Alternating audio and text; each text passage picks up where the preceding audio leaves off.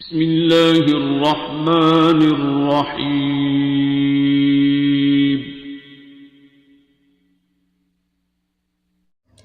السلام علیکم ورحمۃ اللہ وبرکاتہ۔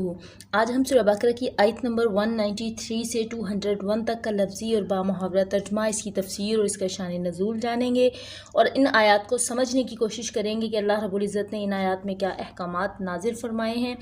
اللہ رب العزت سے دعا ہے کہ الہ العالمین جو کچھ ہم پڑھتے ہیں پڑھاتے ہیں، اللہ رب العزت ہمیں اس پہ عمل کرنے کی توفیق عطا فرمائے اور اس پڑھائے کو ہمارے والدین، ہمارے اساتذہ کرام اور قیامت تک ہماری آنے والی نسلوں کے لیے صدقہ جاریہ بنا دے، آمین ثم آمین۔ سبق شروع کرنے سے پہلے آپ سے گزارش ہے کہ اگر آپ چینل پر نئے ہیں، چینل کو سبسکرائب نہیں کیا تو سبسکرائب کر لیجئے اور بیل کے آئیکن کو بھی پریس کر دیں تاکہ ہر آنے والی ویڈیو کا نوٹیفیکیشن سب سے پہلے آپ کو اور آسانی سے مل سکے، اور ساتھ ہی ساتھ ویڈیو کو لائک بھی کر دیجئے۔ اپنا سبق شروع کرتے ہیں۔ اعوذ باللہ من الشیطان الرجیم، میں اللہ کی پناہ مانگتی ہوں شیطان مردود سے۔ بسم اللہ الرحمن الرحیم، اللہ کے نام کے ساتھ جو بہت مہربان اور نہایت رحم فرمانے والا ہے۔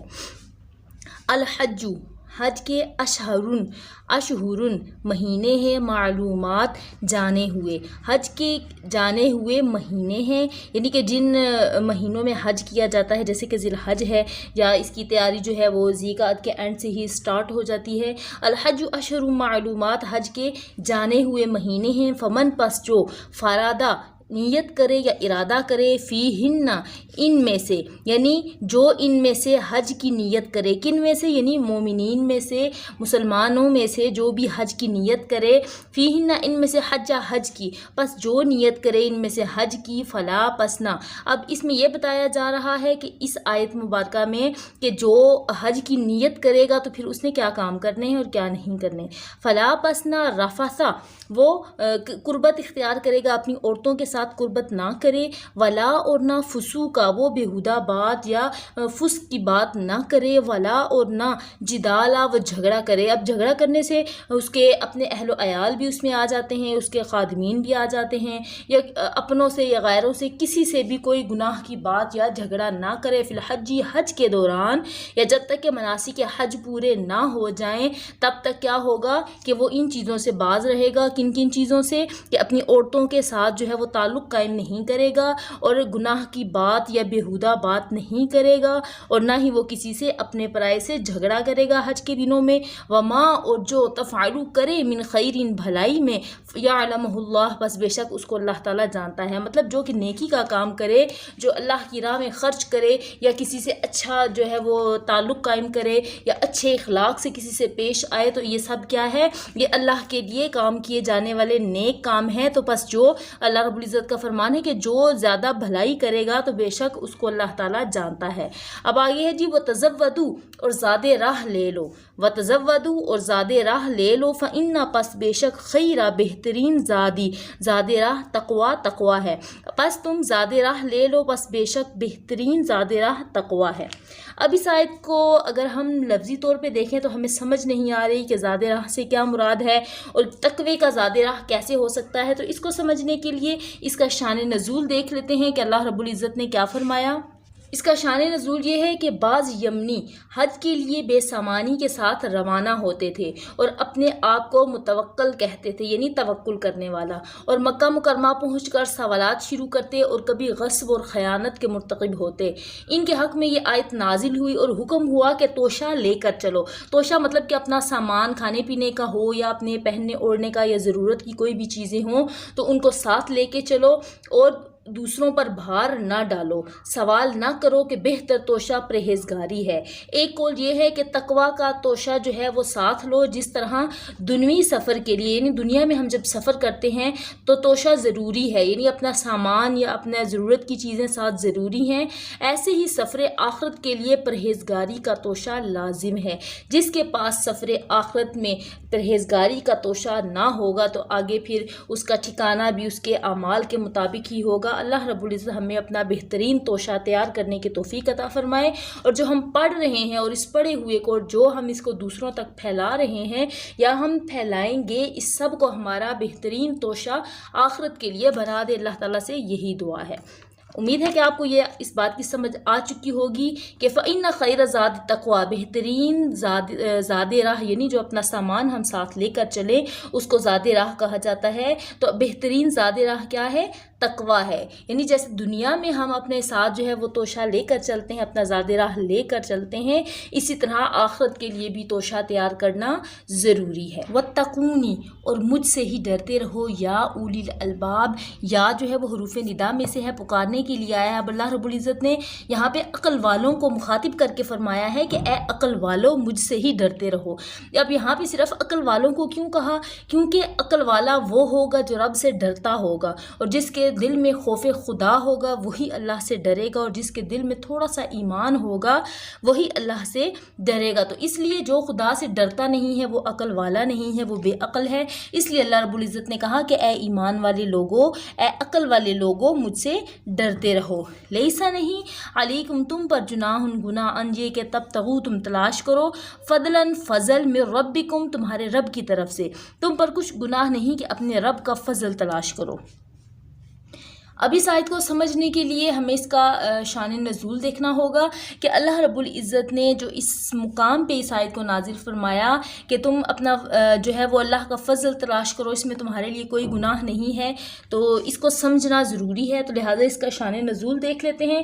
شان نزول یہ ہے کہ بعض مسلمانوں نے خیال کیا کہ راہ حج میں جس نے تجارت کی یا اونٹ کرائے پر چلائے اس کا حج ہی نہ ہوگا۔ ٹھیک ہے، مطلب کہ جو تجارت کرے گا حج کے دنوں میں، حج کے دوران جو تجارت کرے گا تو اس کا حج ہی نہیں ہوگا، مطلب لوگوں نے اس پر جو ہے وہ برا خیال کیا، تو اس پر یہ آیت مبارکہ نازل ہوئی کہ ایمان والے لوگوں تم پر گناہ نہیں ہے کہ تم اللہ کا فضل تلاش کرو۔ مسئلہ اس سے یہ معلوم ہوا کہ جب تک تجارت سے افعال حج کی ادائیگی میں فرق نہ آئے اس وقت تک تجارت مباح یعنی جائز ہے۔ مطلب اللہ رب العزت نے فرمایا کہ تم اللہ کا فضل تلاش کرو۔ اب فضل تلاش کرنا مطلب کہ اپنا جو ہے وہ جو تجارت، کوئی شخص اگر کسی چیز کی تجارت کرتا ہے یا کوئی کاروبار کرتا ہے، اگر حج کے دوران وہ اپنا کاروبار چلا رہا ہے لیکن اس کام سے افعال حج جو ہیں، جو حج کے ارکان ہیں، ان میں کوئی کمی کوتاہی نہیں ہو رہی ہے، اس صورت میں تو اس کا جو ہے یہ تجارت کرنا جائز ہے۔ لیکن اگر وہ اس قدر مشغول ہو جاتا ہے اپنے کام میں، یا کوئی ایسا کام ہے جس سے اس کے جو افعال ہیں وہ اس میں خلل واقع ہو رہا ہے، تو ایسی صورت میں حج کرنا جائز نہیں ہے۔ مثال کے طور پہ کوئی شخص اونٹوں کا مالک ہے اور حج کے دوران اونٹ جو ہے وہ کام آیا کرتے تھے، تو اس لیے اگر کوئی اپنے اونٹ کرائے پر دے دیتا اور خود بھی وہ حج کی نیت سے حج کر رہا ہوتا، تو ایسی صورت میں اس شخص کا جو ہے وہ تجارت کرنا جائز تھا، گناہ نہیں تھا، کیونکہ اس کی یہ تجارت کرنے سے اس کے اپنے افعال حج متاثر نہیں ہو رہے تھے، بلکہ دوسروں کو اس سے فائدہ ہی ہو رہا تھا، اس لیے اس کا حج کرنا جو ہے وہ جائز تھا اور اس کی تجارت بھی جائز تھی۔ اب آگے دیکھتے ہیں، فَإِذَا، پس جب افدتم تم پلٹو من سے عرفات، میدان عرفات سے، یعنی عرفات ایک جگہ کا نام ہے جہاں پر، یعنی اس میدان کا، اس جگہ کا نام ہے کہ 9 ذی الحج کو عرفات کے مقام پر حضرت آدم اور حوا کی جدائی کے بعد ان کو ایک جگہ پر جمع کیا گیا اور دونوں کا آپس میں تعارف ہوا، اس لیے اس دن کو عرفہ کا نام دیا گیا اور اس جگہ کو عرفات کہا جانے لگا، جس کو میدان عرفات بھی کہا جاتا ہے۔ فَاذْكُرُوا اللَّهَ، پس تم اللہ کا ذکر کرو، ان دا پاس مشعر الحرامی، مشعر حرام کے پاس اللہ کا ذکر کرو۔ پس جب تم عرفات سے پلٹو تو اللہ کی یاد کرو اور مشعر حرام کے پاس اللہ کا ذکر کرو۔ وَاذْكُرُوهُ، اس کا ذکر کرو، کما جیسے کہ ہداکم، تمہیں ہدایت دی گئی ہے اسی طرح اس کا ذکر کرو، یعنی اللہ کو اس طرح یاد کرو کہ جس طرح اس کو یاد کرنے کا حق ہے۔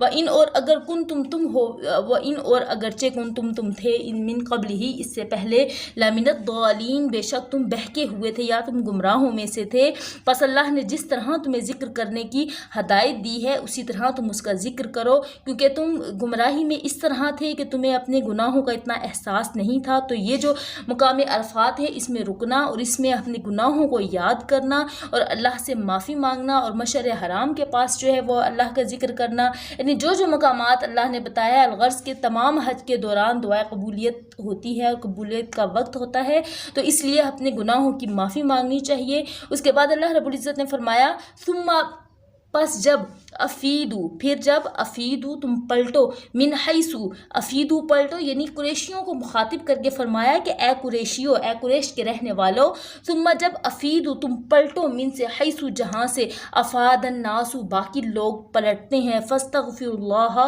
پس تم اللہ سے معافی مانگو۔ اب یہاں پہ خاص قریش کو مخاطب کر کے کیوں کہا گیا کہ تم پلٹو، اس کو سمجھنے کے لیے اس کی تفسیر دیکھ لیتے ہیں۔ قریش مزدلفہ میں ٹھہرے رہتے تھے اور سب لوگوں کے ساتھ عرفات میں وقوف نہ کرتے تھے۔ جب لوگ عرفات سے پلٹتے تو یہ مزدلفہ سے پلٹتے اور اس میں اپنی بڑائی سمجھتے تھے۔ اس آیت میں انہیں حکم دیا گیا کہ سب کے ساتھ عرفات میں وقوف کریں اور ایک ساتھ پلٹیں، کیونکہ یہی حضرت ابراہیم اور حضرت اسماعیل علیہ السلام کی سنت ہے۔ وَاسْتَغْفِرُ اللَّهَ اور اللہ سے معافی مانگو، اے قریشیو تم بھی وہاں سے پلٹو جہاں سے سارے لوگ پلٹتے ہیں، اور اس کے بعد اللہ سے معافی مانگو۔ ان اللہ بے شک اللہ تعالیٰ غفور بخشنے والا، رحیم اور رحم فرمانے والا ہے۔ فَإِذَا پس جب قَضَيْتُمْ پورا کر چکو، مناسککم تمہارے مناسک کو، فَاذْكُرُوا اللَّهَ پس تم اللہ کا ذکر کرو۔ اے لوگو جب تم اپنے مناسک حج پورے کر چکو، فَاذْكُرُوا اللَّهَ پس اللہ کا ذکر کرو، كَذِكْرِكُمْ جیسے کہ تم ذکر کرتے ہو آباءکم تمہارے آباء و اجداد کا ذکر کرتے تھے، او یا اشد زیادہ ذکرن ان کے ذکر سے بھی زیادہ تم ذکر کرو۔ کس کا ذکر کرو؟ اللہ کا ذکر کرو۔ اب اس آیت کو سمجھنے کے لیے اس کی تفسیر دیکھ لیتے ہیں کہ یہاں پہ جو یہ کہا گیا ہے کہ تم اس طرح ذکر کرو، جو ہے مناسک حج کے بعد اللہ کا ذکر ایسے کرو کہ جیسے تم اپنے آباء و اجداد کا ذکر کرتے تھے، تو اس یا اس سے بھی بڑھ کر کرو۔ تو اس سے کیا مراد ہے؟ اس سے مراد یہ ہے کہ زمانہ جاہلیت میں عرب حج کے بعد کعبہ کے قریب اپنے باپ دادا کے فضائل بیان کیا کرتے تھے، اور اسلام میں بتایا گیا کہ شہرت اور خود نمائی کی بیکار باتیں ہیں، بجائے اس کے ذوق اور شوق کے ساتھ ذکر الہی کرو۔ اس آیت سے یہ معلوم ہوا کہ ذکر جہر کرنا اور ذکر بالجماعت کرنا جو ہے وہ جائز ہے۔ اس آیت سے یہ دونوں چیزیں ثابت ہو سکتی ہیں۔ ذکر بالجہر یعنی اونچی آواز سے ذکر کرنا، اور جماعت میں اللہ کا ذکر کرنا جو ہے وہ اس آیت سے یہ ثابت ہوتا ہے۔ فاپس من الناس لوگوں میں سے من جو یقول کہتے ربنا اے ہمارے رب آتینا تو ہمیں دے فی الدنیا دنیا میں، اور جو لوگوں میں سے جو یہ آدمی یہ کہتا ہے کہ اے ہمارے رب تو ہمیں دنیا میں دے، وما اور نہیں لہو اس کے لیے فی الآخرت آخرت میں من خلاق کوئی بھی حصہ۔ اب اسے مراد یہ ہے کہ کافر لوگ جو کہ صرف دنیا کو ہی سمجھتے ہیں، سب کچھ جو یہ سمجھتے ہیں کہ وہ کچھ دنوں کے لیے ہی آزمائش ان کی ہوگی اور اس کے بعد ان کی آزمائش نہ ہوگی، تو یہ ان لوگوں کے لیے اللہ رب العزت نے فرما دیا۔ بس جو لوگ اس طرح دعا کرتے ہیں کہ یا منافقین ہیں، ان کے بارے میں بھی ہے کہ جو یہ دعا کرتے ہیں کہ ہمارے رب تو ہمیں دنیا میں دے، تو اللہ رب العزت ان کا حصہ انہیں دنیا میں ہی عطا فرما دیتا ہے۔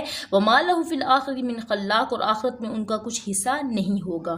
ومنہم اور ان میں سے من یقول جو کہتے ہیں ربنا اے ہمارے رب آتینا تو ہمیں دے فی الدنیا دنیا میں حسنۃ نیکی، اور یعنی بھلائی یا نیکی، اے ہمارے رب۔ اور جو تم میں سے مسلمان یہ کہتا ہے کہ اے ہمارے رب ہمارے لیے ہمیں دنیا میں بھلائی دے، وہ حسنتاً بھلائی، وا اور فی الآخرتی آخرت میں حسنتاً بھلائی، وقنا اور تو ہمیں بچا لے عذاب النار آگ کے عذاب سے تو ہمیں بچا لے، اور اے اللہ تو ہمیں آگ کے عذاب سے بچا لے۔ اب اس آیت میں ہم نے دو چیزیں پڑھی، ان آخری دو آیات میں ہم نے دو چیزیں پڑھی۔ کون سی دو چیزیں پڑھی؟ ایک تو یہ کہ ایک شخص وہ ہے جو کہ کفار میں سے ہے اور وہ صرف دنیا میں حصہ مانگتا ہے، تو اللہ رب العزت نے فرما دیا کہ ان کا حصہ انہیں دنیا میں ہی مل چکا، ان کے لیے آخرت میں کوئی حصہ نہیں ہوگا۔ لیکن دوسرے وہ مومنین اور مسلمان ہیں جو کہ یہ کہتے ہیں کہ ربنا آتینا فی الدنیا حسنۃ وفی الآخرۃ حسنۃ وقنا عذاب النار، کہ اے ہمارے رب تو ہمیں دنیا میں بھی بھلائی دے اور ہمیں آخرت میں بھی بھلائی دے اور ہمیں دوزخ کے عذاب سے بچا۔ تو بس وہی لوگ ہیں کہ جن کے لیے دنیا اور آخرت میں دونوں جگہ پر حصہ ہے، اور اللہ رب العزت دونوں جگہ پہ ان کے لیے بھلائیاں ہی بھلائیاں رکھتا ہے۔ اللہ رب العزت سے دعا ہے کہ الہ العالمین جو کچھ ہم نے پڑھا ہے اس کو سمجھنے، اس پر عمل کرنے اور اسے دوسروں تک پھیلانے کی توفیق عطا فرما، اور الہ العالمین اگر اس پڑھنے پڑھانے میں ہم سے کوئی غلطی کوتاہی ہو گئی ہو تو ہمیں معاف فرما کے اپنی بلند بارگاہ میں اس پڑھے پڑھائے کو قبول فرما، اور الہی ہمیں دوسروں تک پہنچانے کی توفیق عطا فرما کہ تیرے نبی کا فرمان ہے کہ جو شخص علم سیکھتا ہے اور دوسروں کو سکھاتا ہے تو پس بے شک وہ ایک فرض ادا کرتا ہے اور اس کا ثواب جو ہے وہ اللہ کی طرف سے اس کو دیا جائے گا۔ تو اللہ رب العزت ہم سب کا حامی اور ناصر ہو۔ اللہ العظیم۔ ملتے ہیں ایک نئی ویڈیو کے ساتھ، تب تک دعاؤں میں یاد رکھیے گا۔ جزاک اللہ خیرہ۔ اللہ حافظ۔